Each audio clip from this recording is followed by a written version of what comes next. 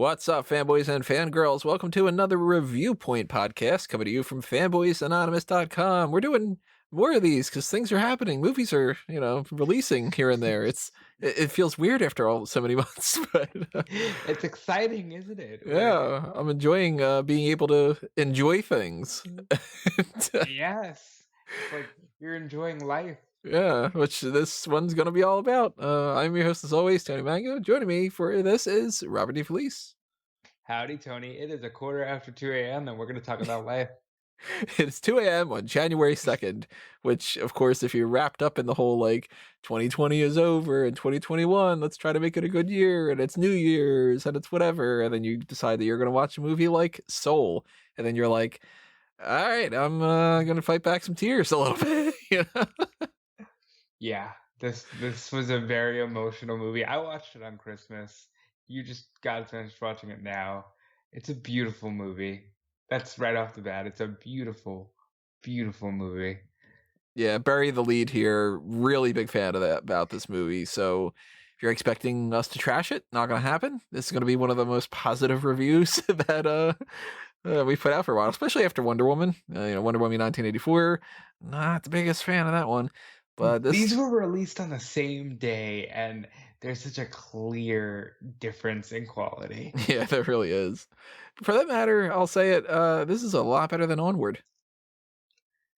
Yeah, Onward's gonna end up being one of the redheaded stepchildren of Pixar. Hmm. I liked it, but this movie blows it away. So just to get some housekeeping out of the way, is that the word I want to use? Maybe it is. Maybe it isn't. I Yeah, don't know. Callum says admin when he hosts. What do you mean? Like that's the word he uses instead of housekeeping. For He just plugs and gets everything?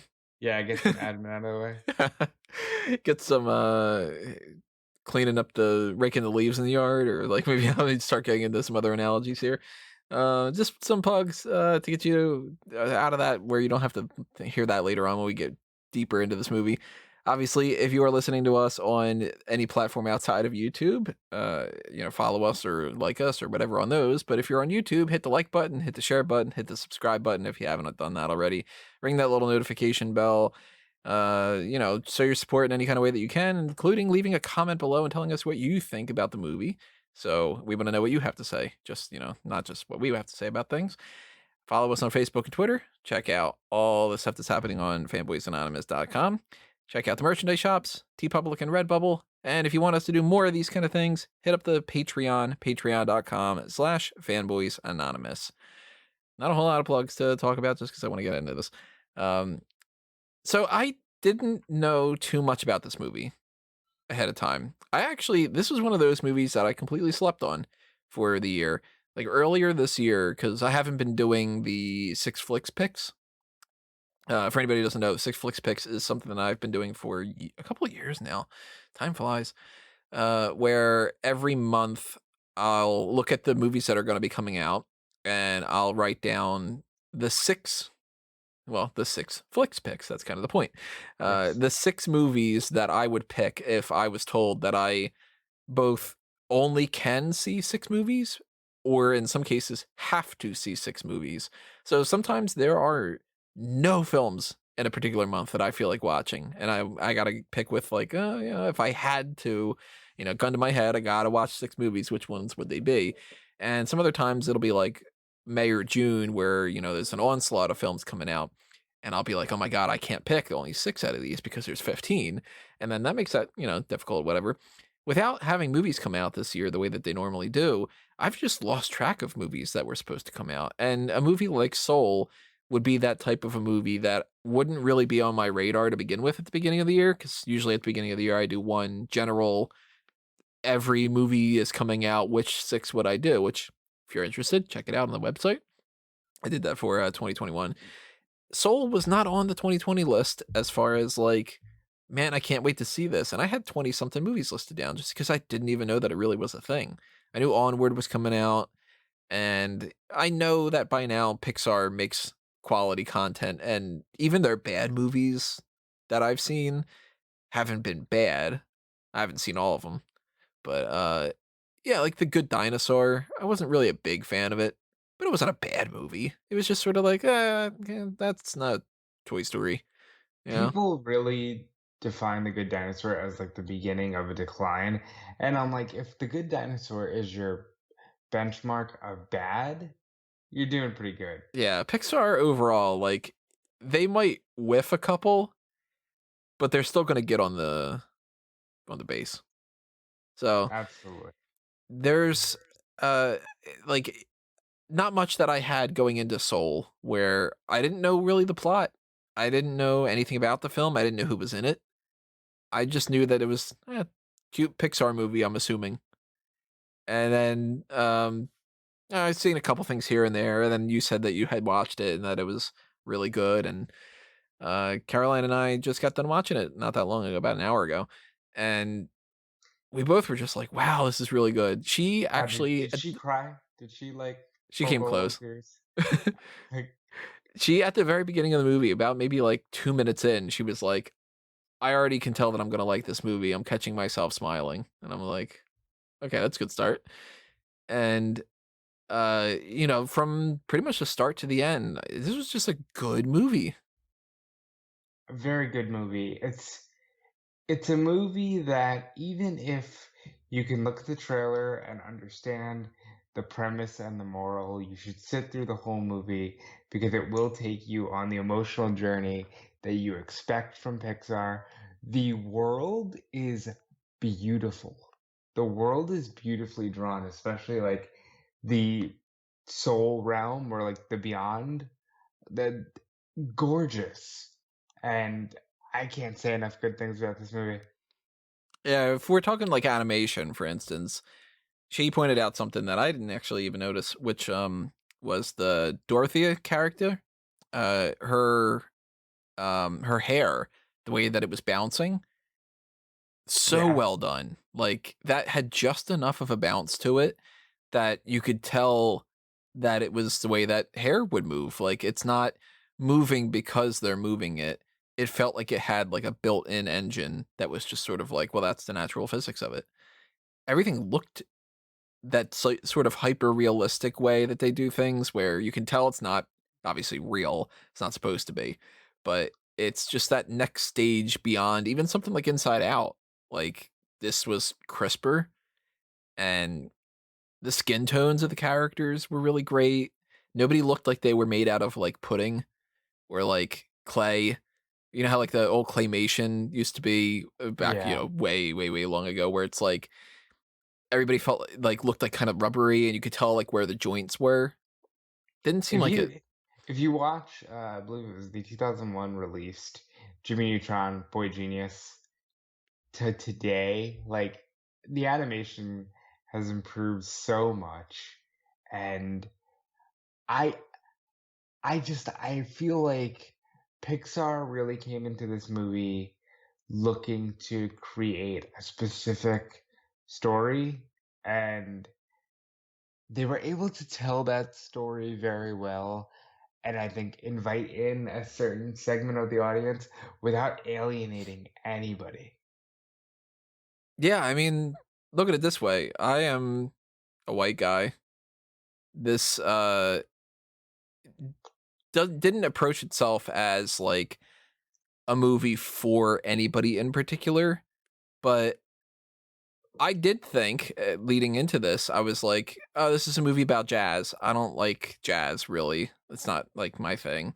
I have a certain appreciation for anything where I can tell if somebody's really passionate about something, then it's like, "Oh, that's cool." But, like, to me, I don't like sitting down and listening to jazz. I think it's just kinda, like, noisy and, whatever. So, I thought that the movie was about somebody discovering their passion for jazz, and I was like, "I'm not really gonna get into that." Like, that just doesn't speak to me. And then seeing that it was a movie that's predominantly most of the characters are African American, I was like, okay, well, maybe there's going to be a disconnect at some point, but that's totally fine. Not every movie has to be for me or anybody in particular. And at no point in this movie did I feel like this wasn't an inviting type of thing that anybody could connect with. Like even the fact that the jazz thing, it's like it could have replaced that with almost anything else, and I don't think that it would have changed anything. Although it works really well in the movie as far as like metaphor and everything. I do think it was important, like, the way that they captured Black culture, again, Hmm. not the right person to talk about it, but from the outside looking in, it seems like they not only did it justice, but they did it in a way that these mediums sometimes don't. And it felt very connected to that world while still, again, just being this important story. And here's the beautiful thing: 2020 was a dumpster fire, right? Mm. And the themes of this movie, and even the fact that it's rooted in Black culture, you would think, oh, it was playing off the back of 2020 itself. No, obviously not. Soul was done and in the can and ready Yeah. to go.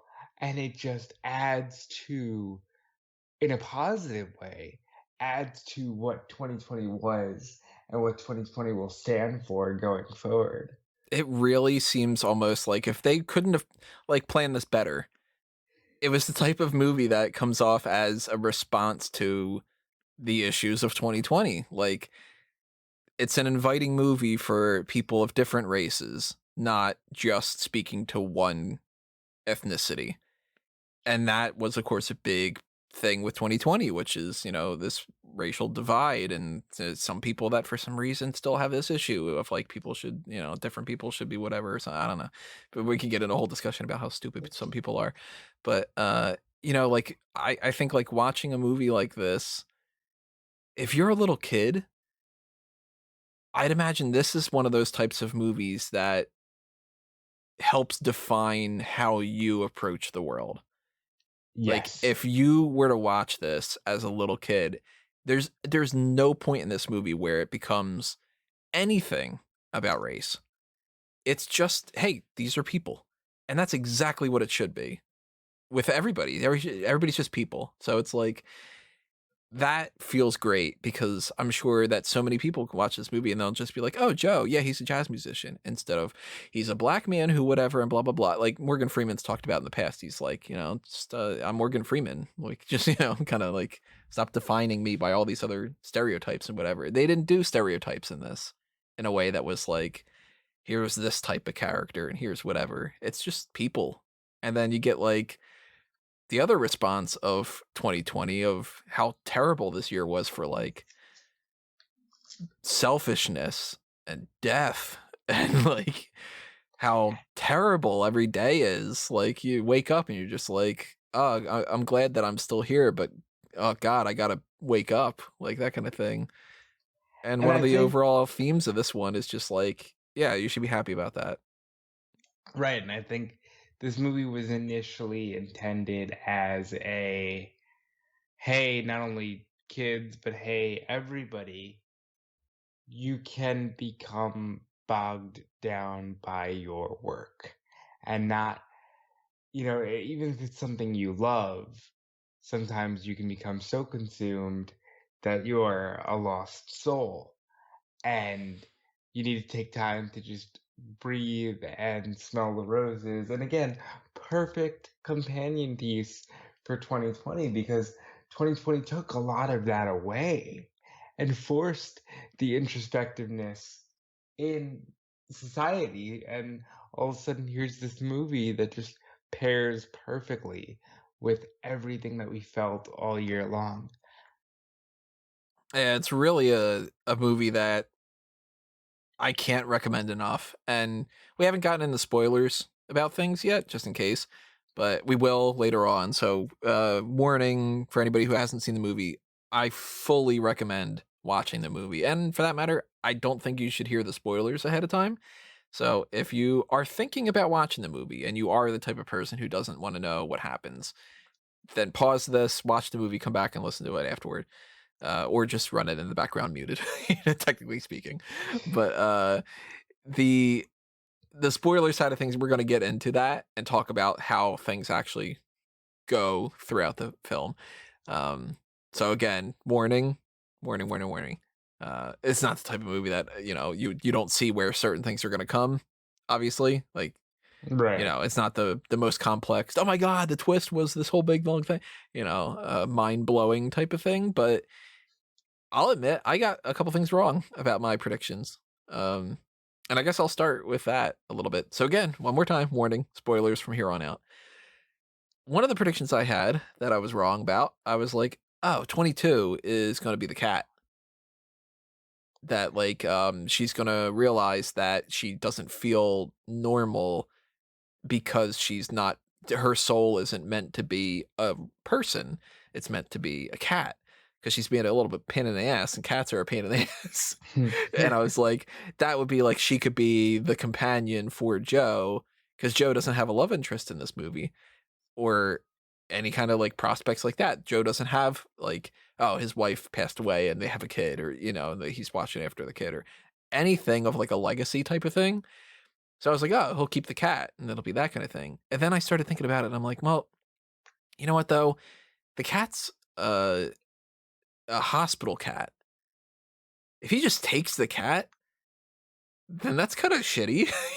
Like Right. then everybody else is like, oh, it's a shame that the cat didn't come see me because somebody else just decided that, they were fine enough to get out of the hospital and they took it. Like, I'm like, so that can't happen. And then I started thinking, oh, you know what? Maybe Joe's going to meet somebody and then it's going to show like, a year later or something, he's got a kid and it's 22. But then about midway through the movie, I'm like, they're not introducing a love interest. That's not going to happen. He's not going to just knock up some random person and, whatever.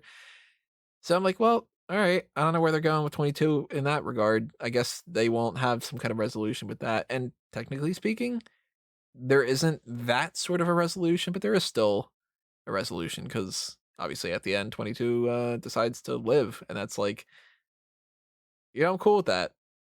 I don't need to know what happens. I think that is one of the most interesting and unique twists that I've ever seen in a Disney movie because there is no ending for 22. You just know that she goes on to live. There's no, her purpose in this story was not to like, and a baby is born, and nope. Her purpose exists purely in the before life stage, and it's almost like, yeah, she made the decision to live, and that's all you need to know. What happens after, who they become, is not important.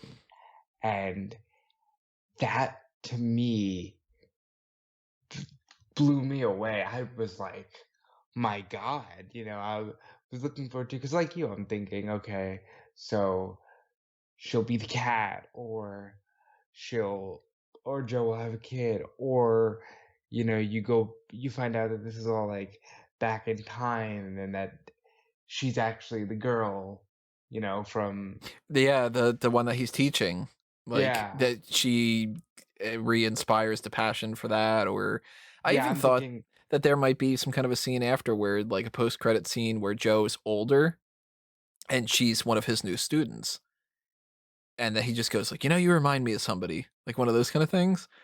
But I'm like, I don't need it, you know? and I think Pixar knew, and to me, it almost became that much more beautiful because 22, who you see in the movie, she, so I don't know if you want to get into that whole thing about where the kind of the hub world for all of this takes place, but 22 isn't teachable, and she's got the greatest teachers ever. Yeah, And she's got I looked up some of the trivia on this. She mentions in the movie Abraham Lincoln and Gandhi and whatever. Some of the other mentors that was on the name tags are apparently Aretha Franklin, Steve Jobs, Martin Luther King Jr., Prince, Michael Jackson, she is. and a Pixar director who had passed away, Joe Ranft. Ranft. Not Ranft. That's, did wait, wasn't there a Jack Kirby in there as well? There might have been. Yeah, I noticed Johnny Cash was the only one that I noticed. I'm sure that people That's had like a great. whole list of these kind of things. Yeah, but 22 is completely unteachable and is perfectly content with being a drifting soul and never living, and because the whole thing is you're supposed to find your spark, and then you're supposedly ready to be born once you realize what that thing is that you want to do with your life. And right around the time that they start introducing that aspect, I just completely stopped whatever else I was doing, pure silence, focused in on the movie, because that resonates with me, and I'm sure it resonates with you, where sometimes you're just like, oh, what am I doing here? And this movie hit every note perfectly. Yeah, there's little touches in this movie that I'm sure I'm not even getting yet. And even just browsing the trivia, there's a couple things where I was just sort of like, "Oh yeah, you know what? I didn't even think about that." Uh, like the character's name, 22, it says, it's a reference to Catch 22 because of the whole idea that, Oh the only my way to find god. out that life is worth living is by living life. And I'm like, I didn't even think about that, and that's amazing. Oh my god.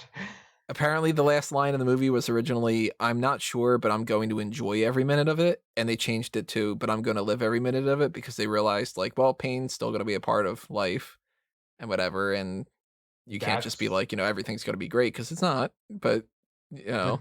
even that decision, that Right. attention to detail is so important, because it is saying, hey, pain is a part of the experience. It's part of the experience even when you're in the soul world. Sometimes you're lost, and that can keep you drifting aimlessly. And what another thing I liked about this, Joe, who at the start of the movie, he's a substitute teacher, and he's clearly like trying to tell these kids, "Oh man, the first time I heard jazz and it just clicked." And they're just like, "Man, we don't give a fuck." Yeah. Like, It comes off very much like the Simpsons thing, "These kids don't know what the jazz is all about." Like it really does. And even he's like one of the only references to just direct to, We Are Black, was when he's saying like, I don't want to be here, when he's flashing back to the first time he heard jazz. And his father was just like, nope, you have to at least experience this. This is a part of our culture. Right. And it clicks for him, and he's trying to get these kids to be inspired and to feel that spark, and they're just like, yeah, we're gonna play the song that you assigned us, and we're gonna make fun of this girl because she's actually into it, you fucking nerd. Yeah. Look at you Yeah, playing your trombone. Okay. yeah, loser. And then one of the interesting touches here is he gets a knock on the door of the classroom, and it's the principal saying, hey, guess what? After all these years, you can finally be, we're finally like hiring you full Yeah, you're gonna be time. And staff. it's like, that's the moment where he goes, you know, I think I want more out of life. And at that moment, I'm like, okay, I see where this is going. He's gonna like be told no and be told no, and then he'll finally catch the spark and be able to live his moment, and that's it, happily ever after. And that is not the route that this movie takes. See, from that moment, I was like, all right, the lesson he has to learn now is that he likes teaching better. And I was assuming that he would come full circle around to that. They didn't See, and really. I don't even think that they really established that. Right. It's this weird movie that honestly says, like, no, no, no, no, balance.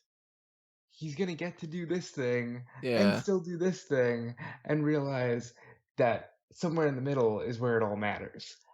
Yeah, he's gonna take the job. I'm assuming at the very least that what they end with is he's gonna take the job because it's financial stability, and he's gonna see more passion in it because of that little girl. But But I he's also not gonna think get he's himself gonna. bogged down too much into that because he's gonna still be able to enjoy just, life. And, like, he might still do the stuff with, Dorothy, but, like, even if he doesn't, he got to experience that. So, because I like that metaphor that she uses of um The ocean. the fish swimming and wants to go to the ocean and says, "Oh, this is just water. I want to go to the ocean." Like I like that a lot. Might have to use that in some future thing. Let's be real. That is, at least on my end, that's my life. Like, That's true. I I'm literally like, yeah, but I want to do more, and it's like, no, no, you're in it, you're doing it, and you're like, this isn't what I thought it would be, and you're always chasing more. You're always chasing fulfillment, and in a lot of ways, that's that's good. Complacency is the worst thing in any walk of life. Yeah. Complacency is awful. And I love the little touch of the character that is lost, where he's just like a what would they call him, like a day trader or something, I think. Yeah, like he's just a stock manager or whatever. He's just like make the trade, whatever. Then they give him that spark to do something else, and he's just like, everybody needs to just like fuck off, kind of thing. Like, I'm alive, fucking yeah. live. It's like, yes. I was like, I get it, that kind of thing. Like, That's the part where it clicked for me too, because again, he likes being a day trader. That's his passion. But sometimes even that is overwhelming. yeah, and you And get like you got a wide variety of some people that they show that are like really important people, like this scientist that did this crazy thing, or this like Abraham Lincoln type, where it's like, okay, that guy was a president, and then you get some people that it looks like their whole thing is that they just like kicking around a soccer ball, and other people that are like they were doing the whole idea of like, well, what about um break dancing, or what about archery. There was the one person that just the little kid shoots the arrow, and it's like, all right, that's their spark. They're just gonna like archery's great, that kind of a thing, and it's I've never shot an arrow before. I don't know if that would happen with me. Actually, I don't and know if it I've now I'm thinking about it. I shot a crossbow one time, so didn't give me a and it spark. and it's weird because it's like they really do their best to try and say, yeah, this one thing is the thing that will define you, and like, there's so much more to life. Yeah, that they say at the end, that's not your purpose. That's just sort of, one of those things. Like, Like that's just your interest. I think the line is, oh, you mentors, you creatives, and your purposes. No, no, we're not teaching you your purpose. We're just kind of helping you be ready. And it clicks so well. And if you're not in the creative space, maybe this doesn't click as hard. But yeah, like for me and probably for you too, when you're in that creative space and you're just like, no, this is it. What the fuck? Like this is supposed to be the thing. I had a goal. It's you know what? It's very How I Met Your Mother. yeah, It's it is. Maybe that's why we both like it so much. it's very I have the plan. I have to be an architect. That's the plan. And What if I don't think of the books? it's very like at the end of the day, maybe it's just a washcloth. And you know what? Even in that, Ted moves on to teaching, but you know what else? He keeps the passion and he still gets to be an architect. And it's like that here because Joe probably moves on to teaching. We don't know, but we know that he got to experience that moment. But it wasn't like the first time he tried out with Dorothea, right? Because when he tried out with her, he hit this groove and he's just like in this zone where it's all clicking and it's almost like you're just on another level. And it's great. It's a moment that we all live for. But once you have it once, you can't duplicate it again, even if it's the one thing you want. And again, the movie just does such good in, you know, depicting this and showing that again, there's no real antagonist here. There's Yeah, there's no villain of this movie. there's no villain.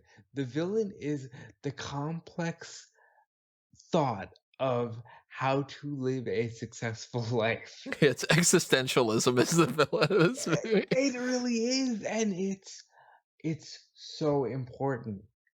And it's one of those things where, like, I am driven by, I have to do something I'm passionate about. That's very much who I am. Obviously, money overtakes that in some ways, but at the end of the day, I have to be doing something that is in line with my passion. You are very much the same way. I know you are, otherwise you wouldn't be doing half the things you do. Uh, Yeah, and it really speaks to me when they do these kind of things, and like How I Met Your Mother, and this, where it's like the characters kind of debating about passions, and they're like, "Well, I also do teaching," and I'm like, I've got a teaching degree." like, I'm like, no, that's what I went to college for. You're speaking to me, like, it's funny that like our parents' generation was very, no, you have to go to school because school is the thing that will define your success. And almost like in a just straight up projection of that, we're like, yeah, but I don't want to eat. If I can't, fuck financial stability. If I'm not loving what I do, then I don't want to eat because I want to love what I do. And this movie they have says that those line in the words. yeah, that direct line of though then I don't want to eat, and it's just like, yeah, I get it. Yes. Yes. And, like, Ah, his mom's passionate about her business. She's got a thing in the room where they're debating about that, where it says "sewing mends the soul." right. I'd It's caught that, and I was just like, "That's a little on the nose," but at the same time, it's like, it's good that they put it in there. and it's one of those things where your parents always want you to do better than them, and they want to not live vicariously through you, but they want to rectify their wrongdoings by telling you to do this thing that would have ultimately led them to be whatever is more successful in their eyes. Even if you have $1 million, I'm sure that parent would say, "Yeah, fuck the money, chase your passions." Because we as humans, we're always looking for the other side. The grass is always greener, and we're always looking for that greener pasture. And again, like this movie, it was right about that point that like you're starting to fight tears because like, Oh yeah, yeah, like he's having the conversation through 22 because we didn't mention this. They did some Freaky Friday thing where 22 and Joe both come crashing down to earth, but Joe ends up in a cat's body while 22 ends up in Joe's body. And then it's this great thing because we all wish we could do this. Joe is watching his life from a third person perspective, and that is so important. yeah. That It's one of is the things that none of us can ever really do, but the glimpses we get of that tend to be some of the most informative things. right. And like they didn't dwell on this, and again, they didn't even say like, oh Joe, you're kind of an asshole, or you're kind of you know, you only care about yourself. It wasn't anything like that. But when he goes to the barber shop because he tried to cut his own hair as a cat, it's very this is the Disney part of it Mini where chainsaw. it's like he goes to the barber shop and he sits down, and 22, because she's had the teachings of Gandhi and Abe Lincoln and all these great people in the past, just starts using this uh, reverse psychology and psychology on the people around Joe in Joe's life. Like there's one guy at the barbershop who's just like, "Oh, give it up, Joe. You're never gonna be anything." And she's just like, "Yeah, no, this guy's just projecting because he's insecure about his own life." And Poor guy gets terrified later on. and then with the barber, you know, he's talking about the spark, and 22 as Joe is just like, so what did you want to be? And he gets to talk about his own life. And by the end of it, he goes, Joe, it was so nice to just talk about something other than jazz. And 22 as Joe says, why haven't we done that before? And the guy goes, well, you never asked. And it was Right. this subtle thing. It wasn't like, oh, okay, I'm a bad person and I need to rectify it. No, it was just like moving on with the plot. But Joe now sees from a third party perspective, okay, there's more to life than just this one thing, even though that one thing is great. Like, uh, I love wrestling, obviously. We know this.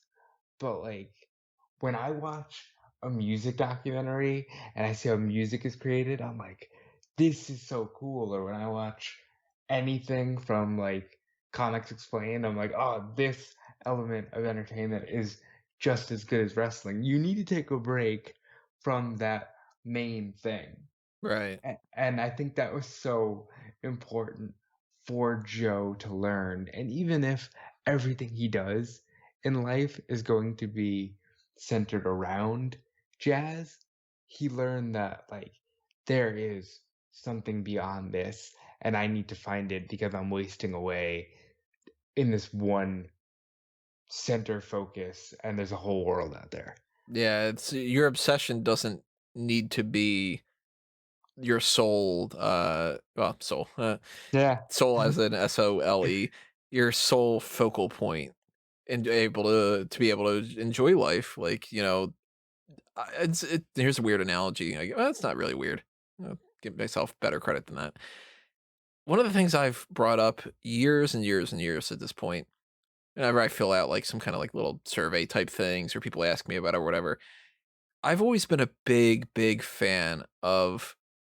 You ever run into a situation where you say you're like going to a store and it's raining and you get out of the car and you run to the section of like the store where I guess it's got like some kind of a little overhang or whatever, like right in front of the door. Yeah. Or if you do the opposite where you're coming out of like a place and you're like, oh man, it started to rain and I never brought an umbrella. And when you finally get into the car, that relief, even though I like the rain, that relief of like that, we got out of the rain, I think is one of the most beautiful things in the world, which is really like a lot of people would be like, what? That's ridiculous. It's dumb. But I'm like, like I have these memories of that, even going back to when I was a little kid, of just feeling this like astonishment about that. And you got to have more moments like that in your life, you know? You can't Yeah. just force them and you can't create something out of nothing, but there's a lot of stuff happening around you that you might not pay any attention to that is really just beautiful. So walk with me here because I think this is a really good thing about Well, 22. my microphone's here. If I move it, I'm gonna. That's fair. Uh, 22 had all these teachings, right? And understood so much about psychology. And I think that modern society is very much like that, like where we're understanding so much about psychology and why we do the things we do and why we have these triggers and we're giving terms to this and that and this. But then 22 actually lives and eats pizza and I love that, by the way, that's like a big wake up moment of like, it oh because my god, food's so good and pizza's amazing and bagels are good. Pizza's, it's New York bagels and it's New York pizza yeah, and pepperoni, good call.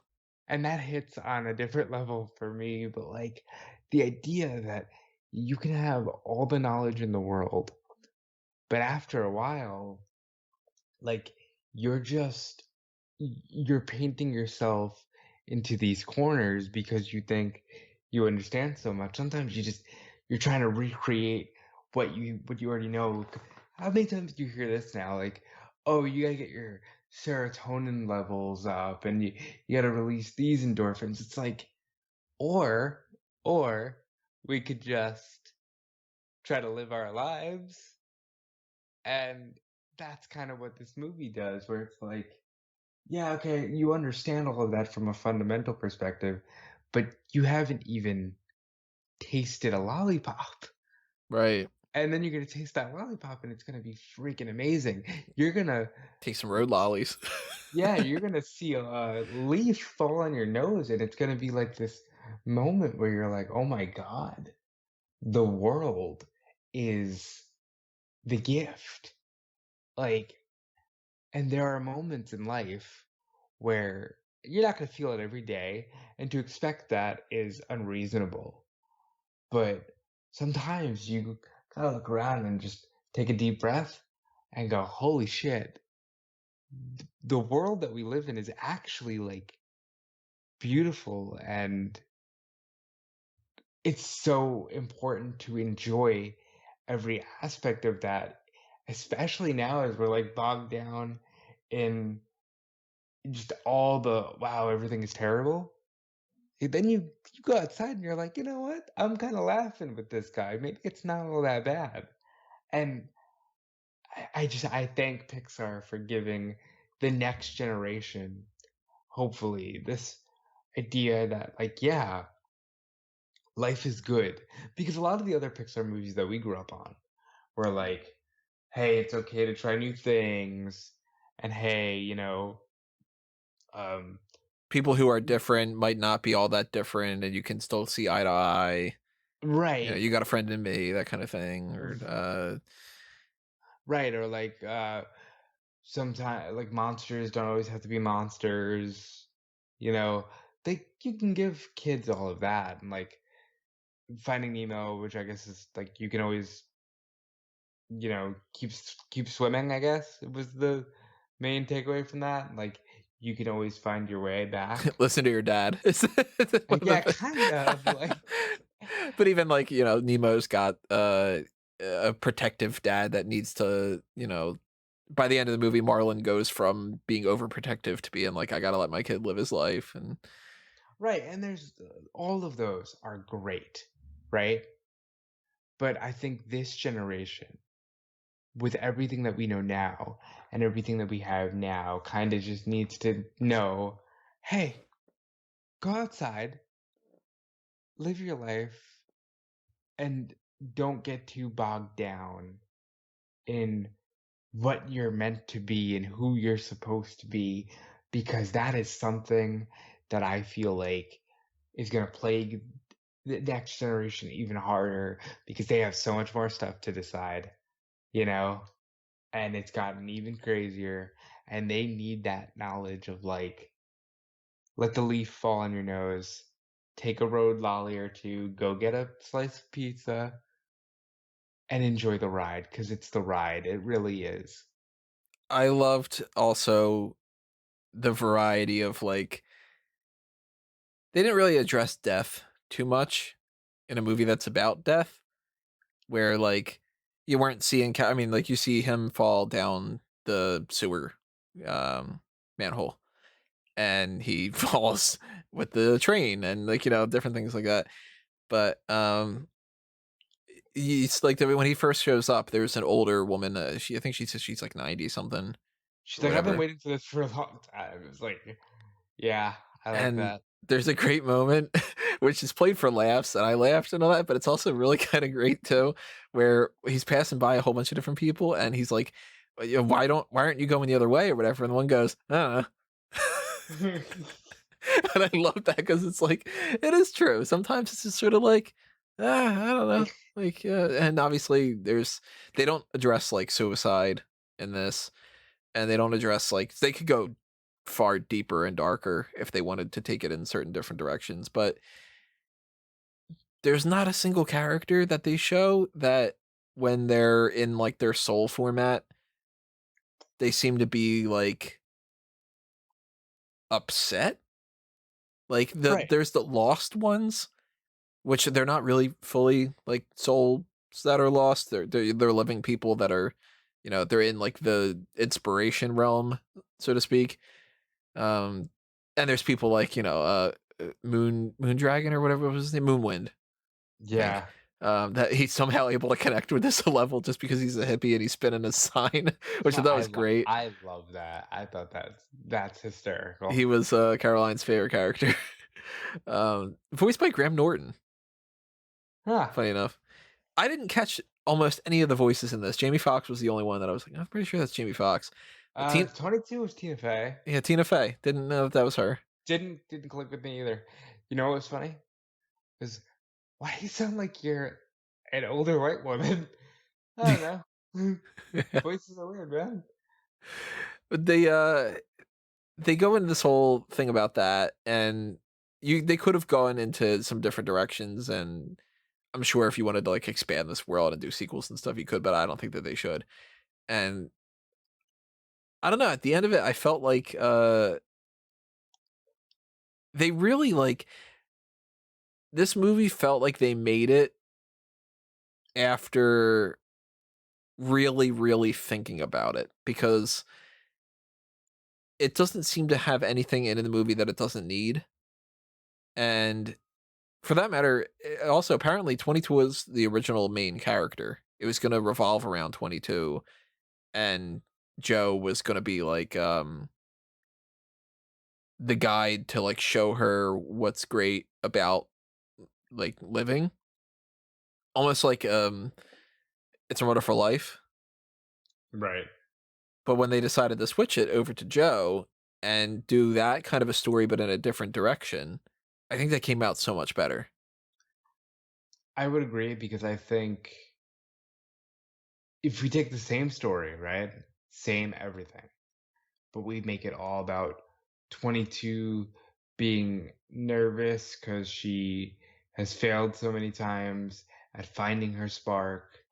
And, you know, even if it's the same thing that Joe's just like, hey, man, living is the spark, it doesn't hit as well. It's just another movie telling kids it's okay to find time. It's okay to take time to figure out who you are, which is a great moral, right?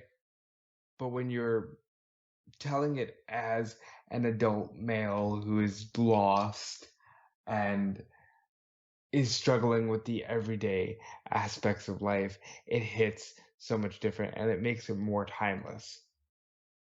And this is a type of movie too that when everybody says fun for the whole family, like that kind of thing, I think that that's one of the most ridiculous things that people overuse, because most of the time, fun for the whole family means it doesn't have anything that like the super church going audience is going to be upset about. You know what I mean? That's all that that means. So it's like, oh, it's fun for the whole family. You're not going to find nudity, because that's apparently the most offensive thing in the world.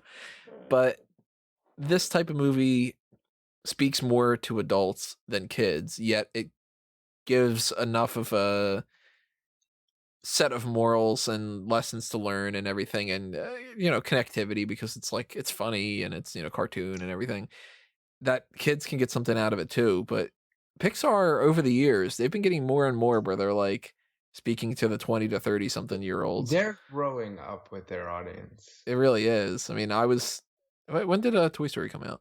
Toy Story was like 95. 95. Yeah. So I wasn't even 10 years old at that point. So I'm firmly in the Andy range of that, essentially. And getting into like this type of stuff, it's like, yeah, okay, well then, I'm assuming at this point Pixar is like, when I'm hit my 40s, they're gonna be like, hey, so this is what it's like when you've got kids, and this is what happens with this, whatever. That's gonna be Oh, like, no. When you're 40, 45, they're going to do, hey, Andy got his toys back. And he's going to share it with his kids. Isn't this right. great? We know that you're having a midlife crisis now, but it's okay. There's still time. And then when I'm, 70, it's going to be like, I know you're getting towards the end here, pal, but like, whatever. It's going to be like, ah, I love it. Like, they have such good ideas for just simple things. Even like, here's a little detail that I thought was great. The hub world kind of thing. They call that the U seminar instead of like Yeah. a youth seminar or whatever. And apparently in the credits, the production babies is replaced with recent U seminar graduates. I was like, I that's cute. and I love that. I think that they understand so much, right? Like they know what people are there for. They know, hey, you want to laugh, but you also want uh an enjoyable movie that's going to teach you something. In some cases, for like the really diehards, you want a world that you're going to be able to like expand and write fan fiction about and create conspiracy theories and whole new universes out of. And I'll say it again, the the hub world, the beyond, is gorgeous. It's so bright, and it really looks like God. Wouldn't you want to be here if you had to pick a place to be for eternity? That's got to be pretty nice. Well, you can't eat pizza, That's true. so I don't know 20, about that. 22 couldn't even taste. That's why 22 was so miserable. I thought it was great when she eats the pizza and just like poops right out. Um, they don't show you what happens when you go into the great beyond, Which I think was a very calculated decision. right? Because they don't want to show you like it's this Judeo-Christian type of thing, or this Buddhist type of philosophy, or it's reincarnation, or they keep it as just this ethereal type of thing. And uh, when I was watching it with Caroline, she's like, "Why is it making it sound like they're flies going into a bug zapper?" I'm like, I didn't think about that, but it's just like bzz, bzz, kind of a thing. Jeez, only Caroline would think about that. Yeah. I got like only Caroline would think about that. When he's falling through and there's all that trippy stuff like with Interstellar, I was like, oh my god, I would be having such a mental breakdown if I were tripping on different realities and dimension kind of physics and all that. I couldn't go through the quantum realm or the trip from Interstellar or whatever and not feel like my brain was shattered. Uh, I felt like comfort in that type of environment. It's just a bridge with no handles on it leading into a bug zapper. And it And seemed like it was nice. Like, And the only thing that they established in terms of actual death was the people who were at peace and were ready to go, like the one who says, I've been waiting for this for a long time, and the other one who knows where he was in his life, but he's like, I don't know, we're like, I'm good though. And I think that's important because you're not sending any message about, oh, death, it's okay dealing with death. Death is a part of life. No, this is more about like, yeah, okay, that's a part of it, but we're going to focus on the why you need to make the most out of every day before you get to that part of it. And I guess we could talk about the one negative character, or I guess if there is a villain, it would be this guy, but he's not really a villain, and that would be like I don't want. Terry. Would you call him yeah? Would you call him an accountant? Like, Yeah, he said he's an accountant. yeah, So there's the Jerrys, the Council of Jerrys, or Counselor Jerry, not council. Well, it's Council of Counselors, all named Jerry, and then there's Terry, the accountant. I guess technically he's kind of an antagonist, but not really, because he's not really doing anything wrong. The even numbers are even off, and that he's going to bring the guy back. Like even that was presented as like, all right, pal, this is your obsession. You're obsessed with order and numbers, and you need everything to be perfect because this hasn't happened in all these years. And my favorite thing was he forces them to go to an award ceremony. yeah, we're going to present you the trophy that you insisted on. Yeah, that was good. I liked the Jerrys too. Even the line about like, we're the ones that give out inspiration, but we're so rarely ever inspired ourselves. Right, and it's the thing about that is you're gonna encounter Terrys in life. You're gonna encounter people who are like OCD to a point and are so like, I did everything right, give me an award. And like, that's okay. And that's kind of another element of the movie is like, is it annoying? Sure. But you know what? It's okay. Yeah, It's very nobody like casts him aside right. or goes like, "Oh God, I hate Terry so much, and I wish we could get rid of that little fucker." Like, it's just sort Yeah, of like, all right, let's just let's add an extra little thing on there and just play this little trick on him to where he's not upset about it anymore. You know, right. good job. You know, and it's just like, oh yeah, I got my trophy. Like,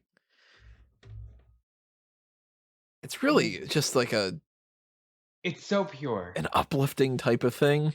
It's so pure, and it's I think it's important to say that, like, hey, there doesn't always have to be a villain because we're all going through the same journey and we're all at different points of that journey, but there doesn't have to be a villain. And that to me is a huge lesson to take away from Soul. Yeah, they could have very easily turned this into one of those things where Terry's character is like the manipulative overseer that is trying to screw over Joe and 22 and has been keeping 22 behind this whole time for some kind of a reason or some Or kind of they a could have negative influence or something. And instead, it's 22 is just doing 22's job, or Terry's just doing Terry's job, you know?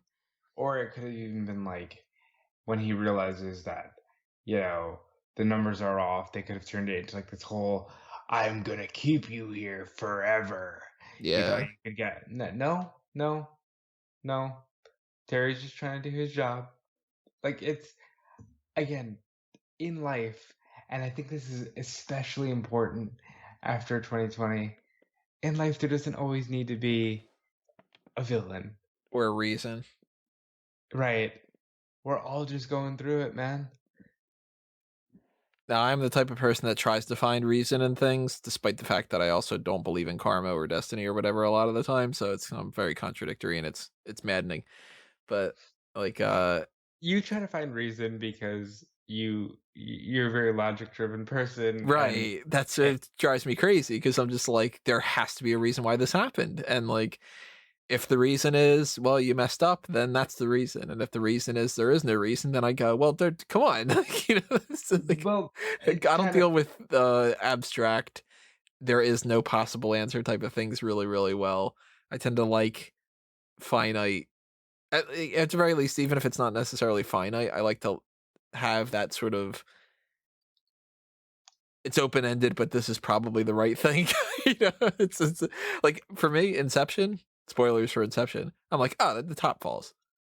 Like you know, it's just kind of like yeah, it falls because it wiggles, and it just since it wiggles, and he's got his ring on. In certain scenes and its ring off in certain scenes. Okay, the top falls and he's you know, it's real life. And people will be like, "That's not the point," and I'm like, "I don't care." Yeah, it's kind of like, see, and you don't believe in karma because once you open up that idea, that leads itself into, well, then do you believe in this? And it becomes too unexplainable, and you need that logic and that reason. yeah, because once you start thinking of, because I, in the past couple of years, I've been very much more into the idea of maybe things do happen for a reason. Because it's just, you know, I mean, yeah, I blame it. Blame's the worst word for that. I attribute it to Caroline more than anything else because I'm like, well, you know, out of all the things in the world that could have possibly gone differently, and she ended up coming my way, and then we ended up, you know, now we're gonna get married this year. I can say because now it's 2021.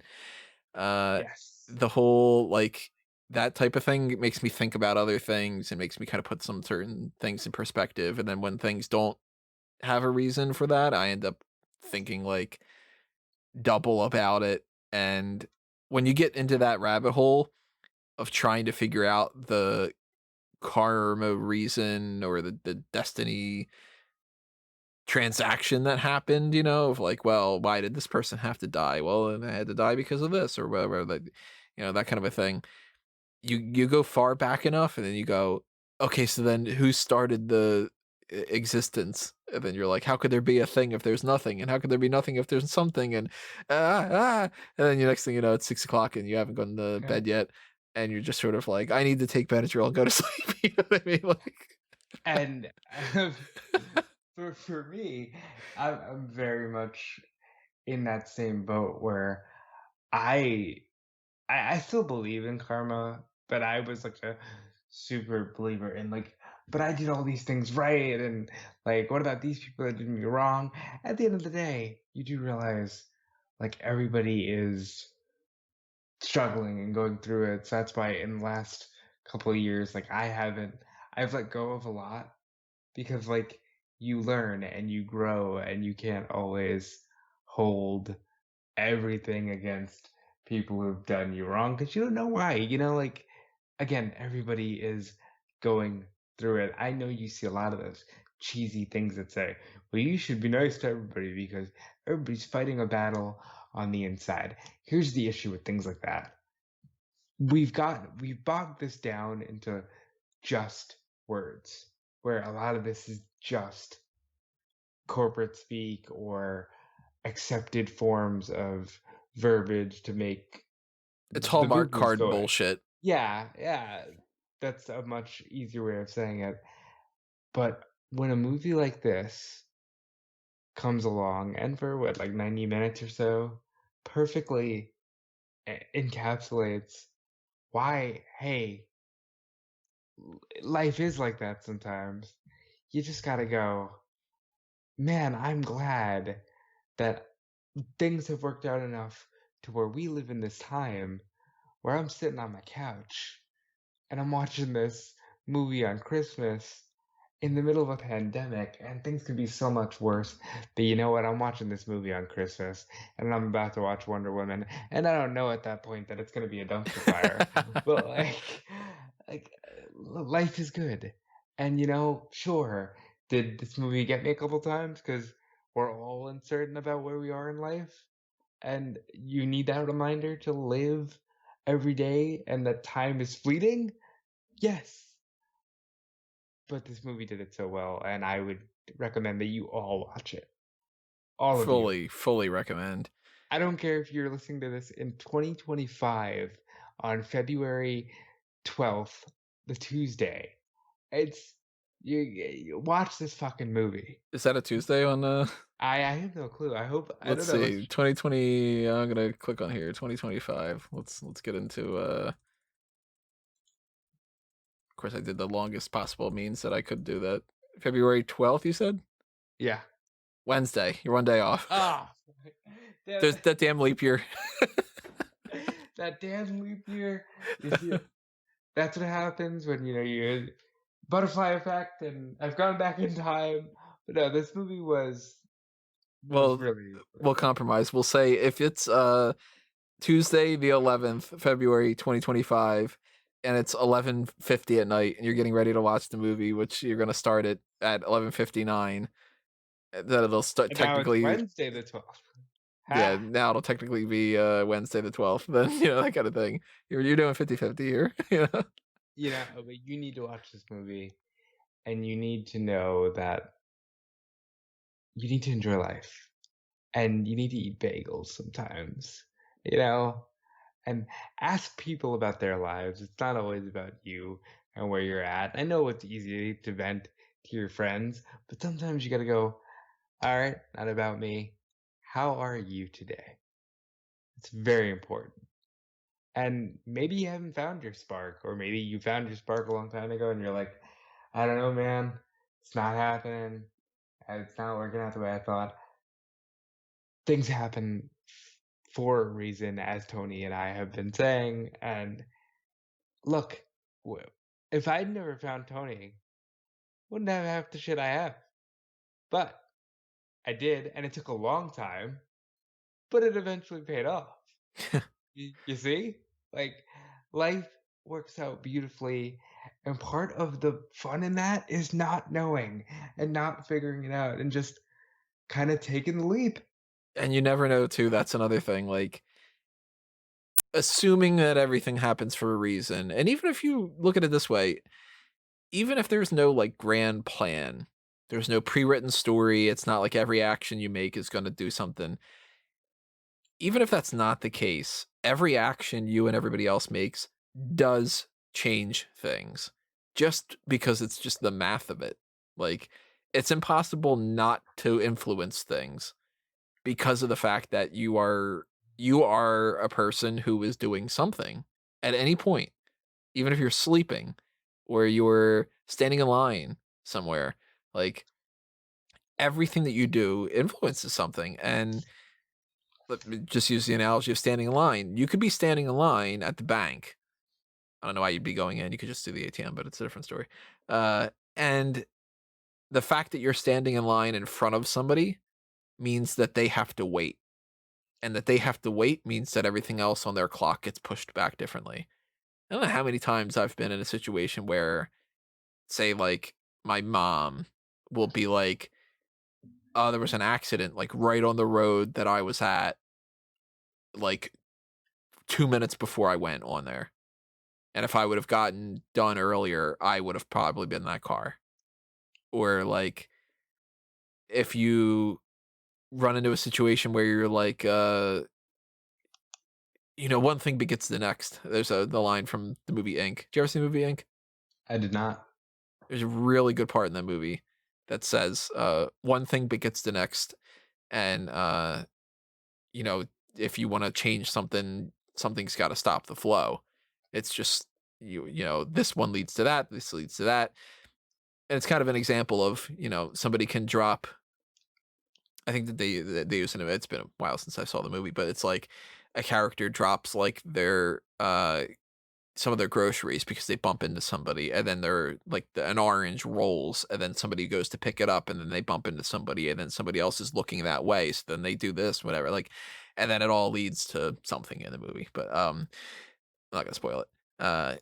And it's the type of thing that, like, yeah, you never really know. I mean, today I ordered some burgers from Red Robin, Very good. and yeah, great burger, always good. One of my favorite ones.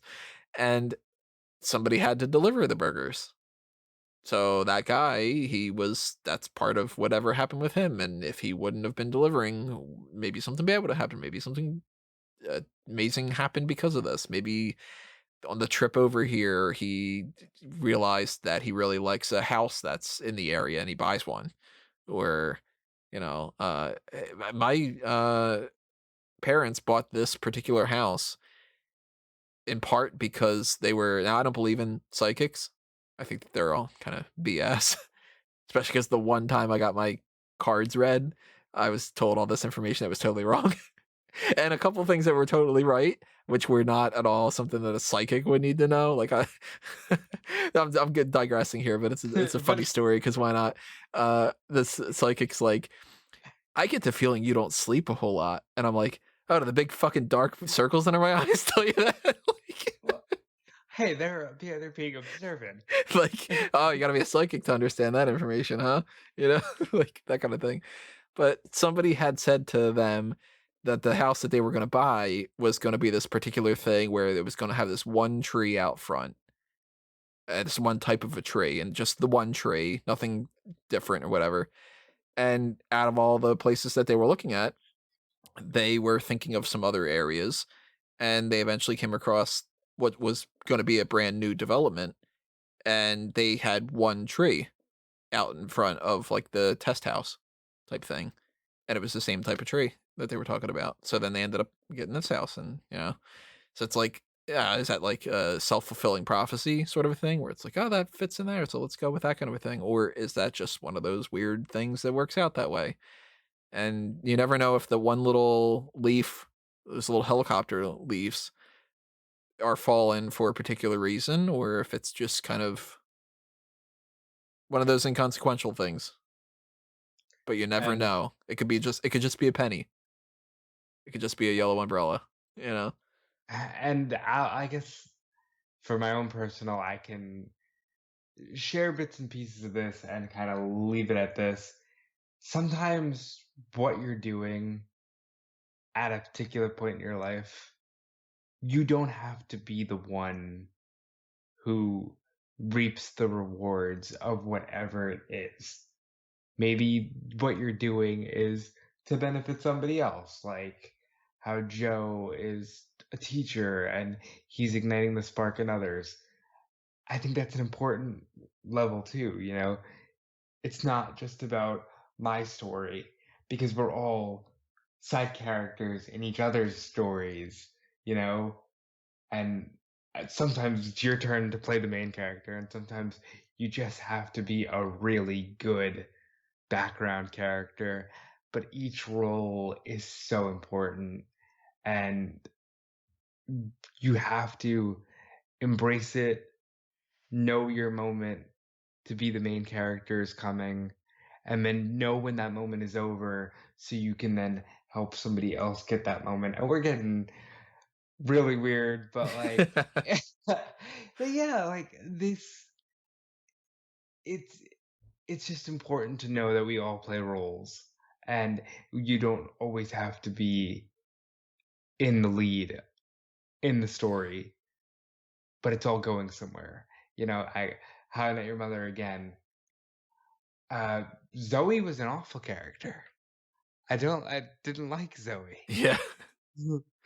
But Zoe, you know, got was married to the captain, and that inevitably led to Lily getting a job years and years and years later. It all goes somewhere, and the important thing is to enjoy the ride. Please watch this movie. Yeah, please watch the movie, everybody. Tell us your inspirational quotes. Hit us with one of those, the world is your stage, play the part the best you can kind of a thing, like, it's a joyful, heartwarming type of film with the right twinge of sadness to it, where it's not schmaltzy or hokey or yeah, there's a big difference between a movie like this and a show like Full House. Right. Like, there's not that part of the movie where they just go, "Ah, Deej, did you find out that really you shouldn't have done that?" "Yeah, I did. I figured out that I was being a bad friend by doing that." "Oh, okay. Well, let's run along, little scamp, and get some apple pie and run down the steps and do do do do kind of Everywhere thing." you look, everywhere you go. You're right. It's not like that kind of thing where you're just like, "Oh, come on, you learned this lesson 6 episodes ago," that kind of thing or something. But like, this just hits. And it's Like, not even the kind of sad, like, "Hey, go watch the first 10 minutes of Up. We're not gonna oh kill you, we're no. not." It's just But you should watch the first 10 minutes of Up, you should, and you then should. just skip the rest of the movie. The rest of the movie's not as good. Yeah, you'll cry, but it's a good cry. It's not like that. It's this anomaly of a movie that I hope never is touched in any way, Oh, I don't want any sequels or anything. because this is the perfect movie. There's no villain. There's no uh, there's no heart soul crushing moment. There's no cheesy and everybody lives happily ever. No, it's just a beautiful movie about life. I think that this is kind of a better version of Inside Out in some ways. It's a different version of Inside Out. And I guarantee you right now, if I look at it in the Pixar theory, they'll say that 22 ends up being the girl from Inside Out. I It would might be, yeah.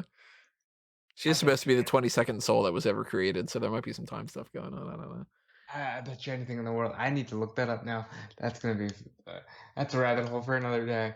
But it's Inside Out was more about helping parents kind of deal with the fact that your little scamp isn't your little scamp anymore, and you helping kids go, hey, look, you can still like hockey and also find out that you like boys, you know? It's like it's dealing with depression, it's dealing with identity issues. There's a whole lot of theories about that It, she might be like bisexual or something too. it's also dealing with the fact that, which is an underrated thing, and all kids go through it, but like moving sucks, and realizing that like these people that are your worlds won't be there anymore and you'll just completely lose touch is a real thing to deal with, and it that is something that that movie covers beautifully. This movie is so rooted toward the adult. Like I'll be honest, I don't know if 10-year-old Johnny is getting anything out of this. I hope that they get the idea that Oh, it's okay. Johnny's an idiot. Jeez. There's some 10-year-old named Johnny listening to this podcast in the future just going, Oh, what the "Hey, fuck? I didn't do anything wrong." But like I think as we said, Pixar is growing up with their audience. And right now there's a lot of people in that like late 80s, early 90s born period where they're just like, I don't know, man. I'm feeling a little lost.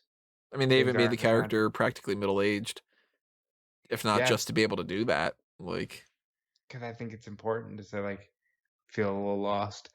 I don't feel the passion that I once had. I know I'm not ready to lay down and die yet, but where do I fit in? And that's not a story that's often told, especially not in this animation medium. And it's just so good. Like I'm telling you, man, this movie is out there. It's like Toy Story 1, 2, and 3. If you merge them all together as one movie, it's that. Uh, some people like Finding Nemo. I'm not crazy about it. I'd throw this up there in like top 3, honestly. Pixar movies.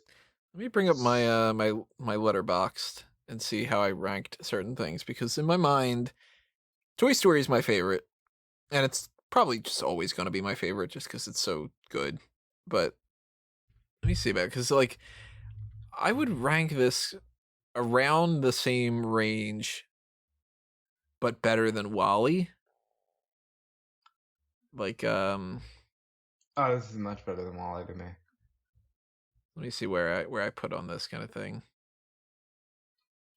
Actually, I don't know if I have the ability to put that up on there. Huh. It's not letting me see my ratings. So, oh, I gotta go through it this way. So, it seems like actually, you know what? I don't know why I've never seen some of these. So, just for context, I've never seen Coco. I've never Oh my seen the Cars movies, and I've never seen Brave or Airplanes or All right, I'm gonna stop you right there. You need to watch Coco immediately. I haven't seen Brave either. Cars 1 is good. Cars 3 is good. You can skip Cars 2. We don't talk about it. I've never seen Monsters University. That's the other one. That's a good one. It's not as good as Monsters Inc. obviously, but it's still a good movie. Um, I've never seen Brave, which I keep meaning to. Onward was okay. Incredibles was good. Incredibles 2 was good, but not so much, you know. Um, Good Dinosaur I thought was really good. Inside Out I had a lot of fun with. But like this I almost now that I'm looking at the list of movies that I have seen from them, yeah, this is right up there with Toy Story for me. In Yeah, terms of like the more that I'm looking at this list, I'm like, there's a the low range for me on Pixar is Good Dinosaur, Bugs Life, Onward. I love A Bug's Life. Then I get a little bit higher up with like well, Up is a weird thing because that the first opening of Up is amazing, and then the rest of the movie is actually probably my least favorite. Um, but then there's like Ratatouille, Monsters Inc., that kind of range. A little bit above that is Incredibles and like Incredibles is really good. Wally, Finding Nemo. Top range is definitely Toy Story 1, 2, and 3. And And uh, I gotta throw this in there. I gotta put Soul, if it's not on par with Toy Story 1, 2, and 3, it's the level right directly underneath it. I I would don't know if put I would if it doesn't like it doesn't have the same rewatch value as Toy Story does to me, but it's deeper. So you sacrifice a little bit of rewatch value for more depth, and then it becomes the difference of I always, what's my favorite movie of all time and what do I think is the best movie of all time. There's two different things. I would throw Toy Story in the favorite category, but Soul might be their best Soul might one. be their best. Yeah, It it's really might. really good. And Like if it's it could have been a lot of things that it wasn't. It could have been hokey. It could have been preachy. It's very easy to be either of those things. You change a couple of bits around, you put the focus on 22 instead of Joe, and you could get a very hokey movie where it's like, oh, you found your spark, and your spark is actually, you know, being yourself. And it's just like, no, you don't get it. The spark is the everlasting chase. Fucking watch the movie. Like, Yeah. it's just like, it's so good. It's so good. Honestly, if you like Toy Story 3, it's as warming to the soul as Toy Story 3 with like a one-shot deal where you don't need to know the history of the characters. Yeah. It just goes directly to you. Yeah, it's a very Definitely gets human my story. my seal of approval 100%. It's something that I've retroactively said is the best movie of 2020 that I've seen Yep. because it's just that good. Like it's just so good. You know, like I'm really surprised by how much I enjoyed the movie. Then again, And I shouldn't be because it's Pixar, so like we were saying before, like it's not like they do right, but bad work. they never do bad work. But even looking at this list, it's like, wow, this is right up there, if not at the tippy top. I loved it. Go watch it. 2 thumbs up for me for sure. If I were to do the whole hits and misses thing I used to do with the review points, I can't think of misses really. Like I don't think that there's a part of this movie I didn't like. If I was gonna nitpick, I would say maybe a little bit too much time with the Freaky Friday stuff with the cat, but even that, like, I can forgive. Yeah, maybe like if I needed to find something about that, Yeah, like if maybe I'm writing an article and I have to say, well, what was wrong here? you know it's really stupid. Uh, if I were to nitpick something like that, I might go, I like dogs better. It should have been a dog. Yeah, it's something that insignificant. But then it's like, that's stupid because it's like, well, that doesn't matter. It doesn't serve a different purpose of the whole thing. Cats in hospitals are a thing, you know, whatever. So it's like, I that's not even a nitpick that makes any sense. So yeah, it's just a good movie that was well made from the animation to the music behind it to the themes and even the voice acting. Like they could have gone with bigger names. They could have gone with, you know, more bombastic type of characters, but they didn't need to. And I think we got enough of that with Onward, even though I said in the past, we might have even done a review point on that. I loved the choice of Chris Pratt and Tom Holland, but I think they did enough of that there.